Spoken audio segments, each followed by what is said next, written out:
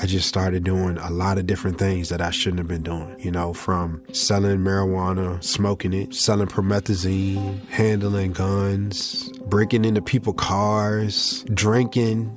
All of this is well before 21 years old. I had got invited to this house party. I ended up getting into an encounter with a guy. The first friend of mine started to walk. When we get closer, I just felt punches from all over. When I'm trying to wipe my face, my hands are already bloody and my shirt is bloody. I can't really see. I found out at the hospital I got stabbed 13 times. The first time I had a encounter with Jesus, we had watched Passion of the Christ, and it just broke me. I just started to weep because I was taking in everything that I saw. I just got down on my knees and just started praying a repentant prayer. And after that, I just was like, you know what, Lord, I will never, ever make a decision to turn away from you again. So yeah, I grew up in the church. I remember living with my mom and my dad. They were married at the time. And it was me and my younger brother. And we were going to a Baptist church. And so within the first 6 years of my life, I experienced life with my mother and my father, and they split. But my mother still kept me and my brother going to the same church that we were going to as a family before. And in going to church, I would hear about the gospel. I would hear about Jesus. I would hear about, just surrendering your life and all these different things. I even, was interested enough to get baptized at a very, very young age. But none of those things really stuck in the way that they should have. And I ended up making some decisions that caused me to go a different route. To kind of piggyback, to try to kind of back up a little bit, just as some things that played a role in that, it was mainly my mother and my father, their relationship, and how when they split, my mom was working as a single parent, and my father, he was, he was working, but he wasn't living in the home. And my mom was putting in, extra hours because she had her own hair salon business. And so not being able to come to home as often as possible to, build that connection and that bond, I kind of felt neglected by my mother and also my father because I didn't see him often as well. It was very rare that I saw him during this time period. And so I started to feel like, maybe things are my fault. Maybe I'm unwanted because I'm always at either my great-grandmother's house or my grandmother's house. My thoughts on what love is and just my value as a whole started to shift from there. And even though I would always, be involved with like children's choir or, being on the dance team with, all of the youth or, stepping for the Lord. I even remember being at my mom's hair salon, and she said I used to get a stand up on behind the office and preach to people what I would hear at church. And so all of these different things where the Lord already had called me just to live for Him in a sense, but because I was missing that value and that love that I should have received at home, it caused for me to act like a believer, but not actually living like a believer. I remember the first time that I smoked marijuana, and that just opened up the door to a whole bunch of different things. I remember I was 12 years old, and I ended up being introduced by, people just around the way. They weren't that much older than me, but I always looked up to them as if, they were somebody different based upon the things that they were doing, And when I had smoked and I had got high for the first time, it was a feeling that I just had to run back to or felt like I had to run back to. That caused for me to be in and out because I started to dive deeper into getting involved in the streets, but I also had enough moral enough morals, for lack of a better word, enough morals to not go so far at an early age in my life. I remember going to church, for step team practice, which used to be my outlet. If I was angry or if I was upset, I would go to step team practice to, even though I was stepping for the Lord, I was doing those things as a positive reinforcement to the things that I was dealing with, whether it was me dealing with someone that want to bully me at school, or me dealing with, just insecurities, or, just so many different things that I had going on the inside that was like tearing me apart, that marijuana was my escape.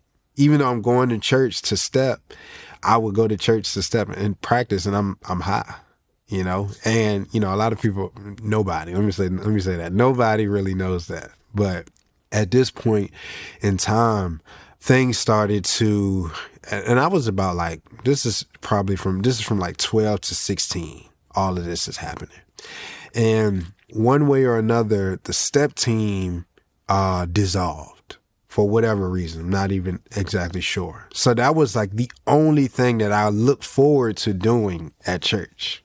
And so even though my mom would make us go to church every Sunday, I would go to sleep. Me and my younger brother, we would just go to sleep. And we always knew when the pastor got to a certain point where he raised his voice that church is almost over. Like, we had it down as a routine, right? And so I just never really was that into the Lord for myself to build a relationship with him. I found myself doing things and hanging around people that was going to please them, and I felt like that brought me value. To make things worse, when I got to, I believe it was like 17, 18, I just stopped going to church altogether. Like, my mom, she didn't, force me to go anymore. Like, it's like she knew that it would have been more stress on her to try to get me to go than for me to just do whatever I wanted to do. I just started doing a lot of different things that I shouldn't have been doing, from selling marijuana to smoking it, selling promethazine, handling guns, breaking into people's cars, going to parties, getting into fights, drinking. All of this is well before 21 years old. Like, I didn't experience so many different things at such an early age. When I was in the streets, what I was attracted to was making a name for myself, mainly because I didn't feel like my identity when, just being Justin and, being the son of my mother and my father wasn't enough, because I didn't feel valued by them having to work and being split and not being able to spend time with them. Those things really made me want to go into the streets, because you could make a name for yourself and people would be attracted to the name that you made for yourself doing illegal activity. I remember, doing these things in school, and my mother and my grandmother, they insisted that I leave the school that I was attending and go to another school in the West End. So where I was currently living and going to school, everyone that was there was predominantly, they looked like me, But when I went to this other high school for the last 2 years of, my school career, 11th and 12th grade, I was really the minority, whereas in everyone else don't look like me, but a handful of people. That's when my eyes started to open up to the possibilities as well as my perspective on life. Because I saw other kids that were more privileged than me that were doing the same things that I was doing, in the street, but they were able to articulate themselves. They were able to, read on higher levels. They were, getting better grades in school than me. They had a future set up for them after high school. Whereas for me, I didn't know what I was going to do. I ended up meeting one of my cousins there. I never met her until I went to this school. She actually came up to me, introduced herself, all of that. And my cousin has been a major pillar in my walk with the Lord, because she, for as long as I've known her, has been solid. Dedicated to Jesus, surrendered her life unto Jesus, tells people about Jesus. Like she's just unafraid of, whatever comes along with her walk. I remember she used to just always talk to me and preach to me about, you don't need to smoke, or you don't need to do this, and I'm just like, not right now. Okay. This just not right now. And I remember talking to her on the phone one day, and I'm at home. And she just literally randomly asked me, she said, Justin, if you were to die today, where would you go? And I said, It's like everything that I've learned as a child of the Lord and the Bible kicked in, where I was like, I would go to hell. And I said that, and immediately I felt conviction. But at that time, I didn't know what it was. I felt like my heart sank to the bottom of my stomach. I just started to feel like nervous and afraid. And so I said, well, what do I have to do in order to not go to hell? And I don't necessarily want to go to church. She said, all you have to do is accept Jesus Christ in your life as your Lord and Savior. And that's it. You'll be saved. And I was like, scratching my head like, that's it? Like, that can't be it. That can't be all that I have to do. But needless to say, we got off the phone, and it was just a moment of, you need to do this now. So I literally kneel down on the ground at the foot of my bed and just pray. And mind you, I ain't prayed in years, so I don't even know if the words that I'm going to say are going to come out the right way or anything like that. So I just started just praying that Jesus would come into my heart, that he would transform me from the inside out and make me an example to those that are around me. Like, I really was like, you know what, I want to stop living this lifestyle. I want to dedicate my life unto you. All these different things, just making declarations of how I want to just change and shift and be different.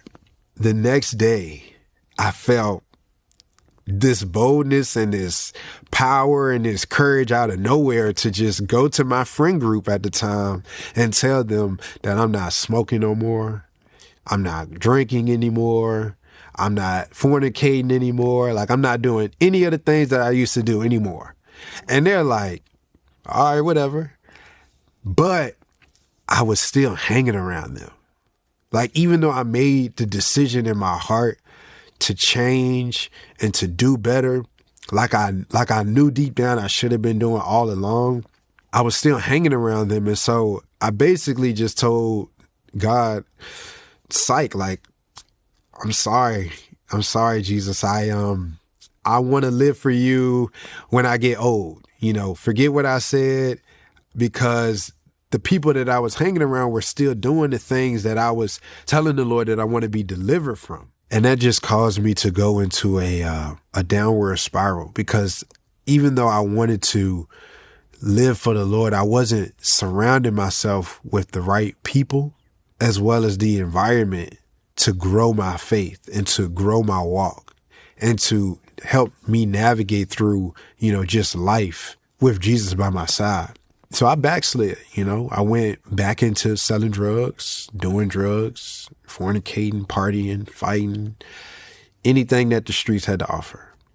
And I'll never forget the day. It was November 15th, 2013. I had got invited to this house party.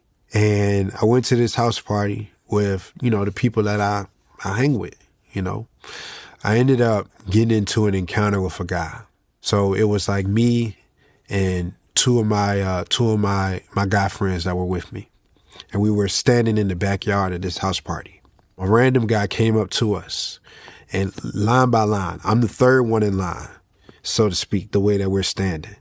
And so he comes up to the first guy and he, daps him up and says, I got blase blah on me in terms of like what drugs he wanted to sell. My first friend was like, no, I'm straight.